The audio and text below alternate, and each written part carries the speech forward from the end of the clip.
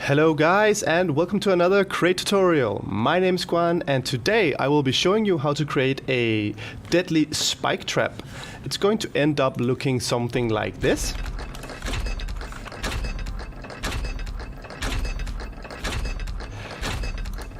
It's super nice, and really it's a system for creating a sequence in Crey. So let's get started and see how it was made. So what I'm going to start with is just a wall here and the actual spike trap itself with no gameplay props. So the first thing we want to do is we want to make the spike trap go back and forth, and for that we're of course going to use the lift. So let's take a lift and let's rotate it appropriately so it fits the direction of the spike trap, like that. Alright, so we want the spike trap to go back and forth, and for that we could of course use the cycle ping pong, but we're actually going to use the generator because it works a little bit better for this particular setup. So I'm going to place a generator gameplay prop and I'm going to power the lift from the generator. Alright, so now we need to set how long the spike trap should go out from the actual base of the rock.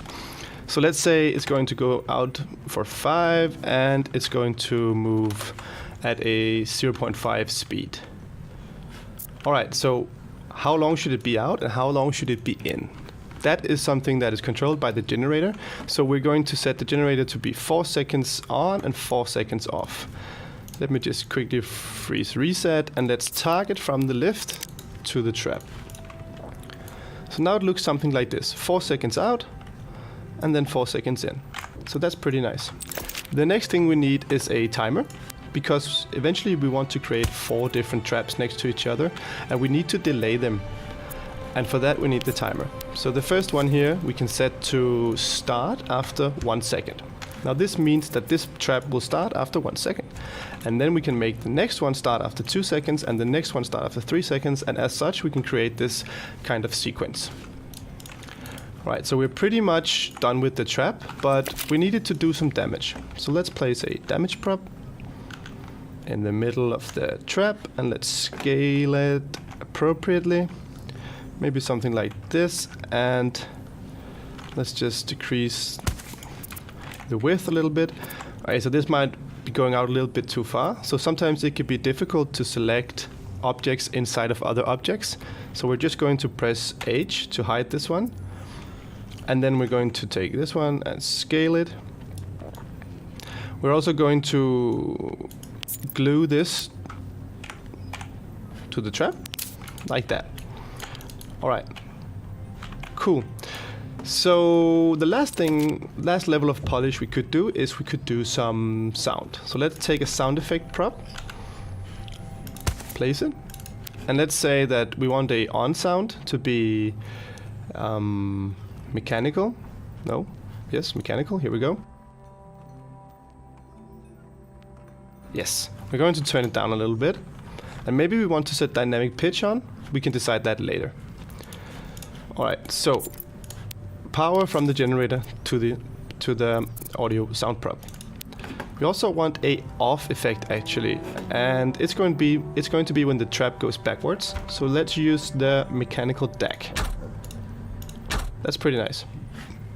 And let's turn down the volume on that one a little bit as well. So here we are. The trap in all of its glory. Now what I want to do is I want to box everything to turn it into a group.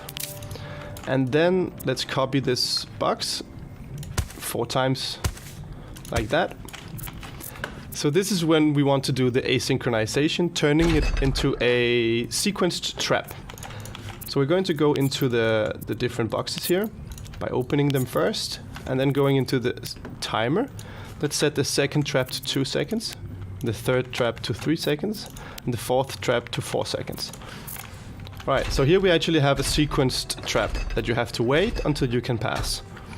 Now the strength of this system is actually that it's really easy to modify. So we could go into the lift and we could, for example, reduce the transition time to 0.25, and that would make this one go faster than the other ones. We could also take the generator and change the time off to 2 seconds, and the time on to 2 seconds, and that would change the actual pattern of the entire trap here. Like that. So let's freeze reset to see what it looks like. So now it moves in a different pattern. And this particular pattern I think is actually kind of fun, because you have to move right before you get spiked to death. Alright, so I'm going to box this entire trap for you guys and put it in the boxing library.